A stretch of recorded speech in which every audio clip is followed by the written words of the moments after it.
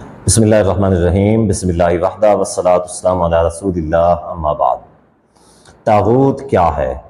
پچھلے دنوں ایک ٹی وی پروگرام میں ساحر ادیم صاحب نے ایک عورت سے سوال کر لیا کہ طاغوت کیا ہے۔ اس کو طاغوت کے بارے میں نہیں پتا تھا، تو ساحر ادیم صاحب نے اس عورت کو جاہل قرار دے دیا۔ اب آئیے یہاں پہ میں اس حوالے سے دو باتیں ذکر کرنا چاہوں گا۔ نمبر ایک، طاغوت کیا ہے، اور نمبر دو یہ ہے کہ کیا جس کو طاغوت کا نہیں پتا کیا وہ جاہل ہے، وغیرہ وغیرہ۔ یہ دو باتیں صرف میں یہاں پہ ذکر کرنا چاہوں گا۔ سب سے پہلا سوال یہ ہے کہ طاغوت کیا ہے۔ دیکھیں، یہ جو لفظ طاغوت ہے اس کے دو معنی ذکر کروں گا، ایک لغوی معنی اور ایک اصطلاحی معنی۔ لفظ طاغوت جو ہے، اس کا اصل میں یہ جو لفظ ہے یہ مشتق ہے طغا یطغا سے۔ اس کا جو حروف اصلیہ ہے طوا، غین اور یا ہے، ٹھیک ہے، طوا، غین اور یا۔ اچھا، طغا یطغا سے یہ جو ہے نا مشتق ہے، اور طغیان جو ہے اس کا مصدر ہے، جس کا معنی ہوتا ہے حد سے بڑھ جانا۔ طغایت کا معنی ہوتا ہے، یطغا کا معنی ہوتا ہے حد سے بڑھ جانا، یعنی جو جس کی لیمٹ ہے وہ اس لیمٹ کو کراس کرتا ہے، تو یعنی یہ تو اس کے معنی میں طاغوت کے معنی میں آ جاتا ہے، طغایت کا کے معنی میں آ جاتا ہے۔ اب یہ طاغوت کا معنی ہے، ٹھیک ہے، اس معنی کو یہ لغوی معنی ہے، جبکہ اصطلاحی جو معنی ہے قرآن مجید میں بارہا مقامات پہ یہ اس طرح کے الفاظ، اس سے مشتق الفاظ آئے ہیں۔ مثال کے طور پہ طاغوت آیا ہے وَمَن يَكْفُرْ بِالطَّاغُوتِ وَيُؤْمِنْ بِاللَّهِ، جس نے طاغوت کا انکار کیا اور اللہ کے اوپر ایمان لے کے آیا، فَقَدِ اسْتَمْسَكَ بِالْعُرْوَةِ الْوُثْقَىٰ، تو اس نے وہ کڑا تھام لیا جو کبھی نہیں ٹوٹے گا، ٹھیک ہے۔ تو اسی طریقے سے ایک اور جگہ پہ ہے أَنِ اعْبُدُوا اللَّهَ وَاجْتَنِبُوا الطَّاغُوتَ، کہ اللہ کی عبادت کرو اور اس سے پرہیز کرو، طاغوت سے پرہیز کرو، ٹھیک ہے۔ تو اس کا جو اصطلاحی معنی ہے، عام طور پہ قرآن مجید میں اصطلاحی معنی وارد ہوا ہے طاغوت کا۔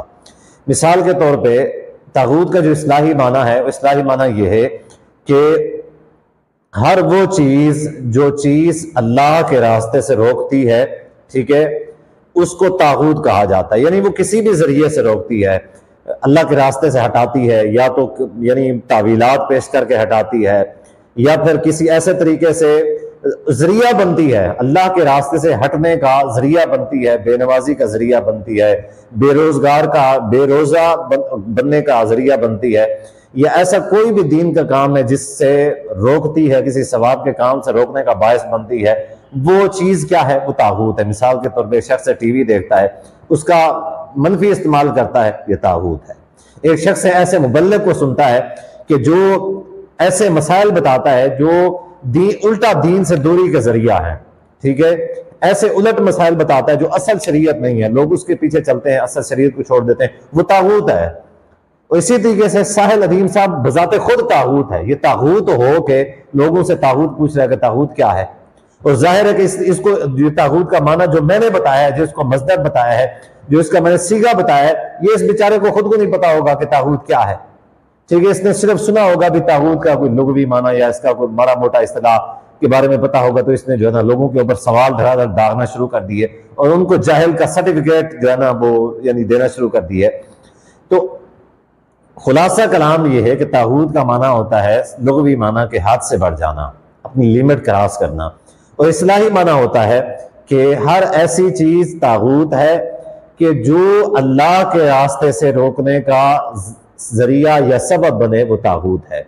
تو اس حساب سے ساحر ادیم صاحب بذات خود بھی طاغوت ہیں، دین کے مسائل کا ان کو نہیں پتا ہوتا، یہ الٹی سیدھی باتیں کر کے لوگوں کو گما رہے ہوتے ہیں۔ اب آئیے، کیا طاغوت کا معنی جس کو نہیں پتا، جو طاغوت کے بارے میں نہیں جانتا کہ وہ جاہل ہے؟ اب دیکھیں، جاہل تو اس شخص کو کہا جا سکتا ہے جس کو بیسکس کا نہ پتا ہو، ٹھیک ہے، اس کو جاہل کہا جا سکتا ہے۔ ہر اس شخص کو جاہل نہیں کہا جا سکتا جس کو کسی بات کے بارے میں نہ پتا ہو۔ ظاہر ہے کہ دنیا میں کوئی بھی ایسا شخص نہیں ہے کہ جس کو ہر بات کے بارے میں علم ہو۔ کوئی شخص کسی چیز کے بارے میں جانتا ہے، کوئی کسی چیز کے بارے میں جانتا ہے، کوئی کسی چیز کے بارے میں، یا ایسے سمجھ لیں کہ دین کی عالم وہ ہے جو دین کے بارے میں عبور رکھتا ہے، لیکن وہ شخص جو دین کی بیسکس بھی، بنیاد بھی نہیں جانتا، اس کو ہم جاہل کہیں گے۔ لیکن جو دین کی بنیاد، یہ جو طاغوت ہے، یہ دین کی بنیاد حصہ ہی نہیں ہے اس کا، یہ ایسی بڑی اصطلاح بھی نہیں ہے، نماز، روزہ، حج، زکوٰۃ، نہ اسلام کے ارکان میں سے ہے، نہ یہ ایمان کے ارکان میں سے ہے، نہ اس کا ایسا کوئی یعنی ختم نبوت کے ساتھ کوئی تعلق ہے، نہ اس کا انبیاء کے ساتھ اس کے بارے میں نہ جاننے والے کو جاہل کیسے کہہ سکتے ہیں؟ یہ تو ایسی کوئی بڑی اصطلاح ہی نہیں ہے جس کے بارے میں کچھ جاننا ضروری ہوتا. کسی سے یہ کہا جاتا بھی ختم نبوت کیا ہے، وہ کہتا مجھے نہیں پتا. کسی سے یہ پوچھا تھا بھی ایمان کے ارکان کیا ہیں، ایمان کے کسی ارکان کے بارے میں، اس کو رکن کے بارے میں نہ پتا ہوتا تو کہا جا سکتا ہے یہ جاہل ہے. اسلام کے کسی رکن کے بارے میں نہ پتا ہوتا، کہا جا سکتا ہے یہ جاہل ہے. ٹھیک ہے، انبیاء کے بارے میں کوئی جو موٹی معلومات ہے، قرآن کے بارے میں، مسجد کے بارے میں، علماء کے بارے میں کوئی کسی بڑی چیز کا نہ پتا ہوتا، اس کو جاہل کہہ سکتے. تو ایسا یعنی ایک چھوٹی سی جو اصطلاح ہے، اتنا معروف بھی نہیں ہے. تو اس کے بارے میں اگر یہ کہا جائے کہ کسی کو نہیں پتا تو وہ جاہل ہے، تو میں یہ کہوں گا کہ یہ اس شخص کی جہالت ہے. یہ اس کی بذات خود جہالت ہے کہ اگر اس کو کسی ایک لفظ کا پتہ چل گیا ہے کسی طریقے سے اور وہ لوگوں سے پوچھتا پھرے اور جس کو نہیں پتا اس کو جاہل کا سرٹیفکیٹ دیتا پھرے، تو میرے خیال میں اس کی خود کی بذات خود جہالت ہے. اور یہ بد اخلاقی بھی ہے کہ کسی کے بارے میں اس طرح کسی کو جاہل کا سرٹیفکیٹ دینا، میرے خیال میں یہ بد اخلاقی ہے. دین اخلاق کے ذریعے سے پھیلانا چاہیے. دین جو ہے نا یعنی ایک اچھے ادفع باللتی ہی احسن، آگے سے کوئی گالی بھی دیتا ہے، جھگڑا بھی کرتا ہے، یعنی ایک برا پیش بھی آتا ہے، لیکن کیا کرنا ہے؟ ادفع باللتی ہی احسن. اللہ تعالیٰ نے قرآن مجید میں ارشاد فرمایا کہ تم نے ری ایکشن جو ہے نا بڑا اچھا دینا، ان کو بڑا اچھا ری ایکشن دینا ہے.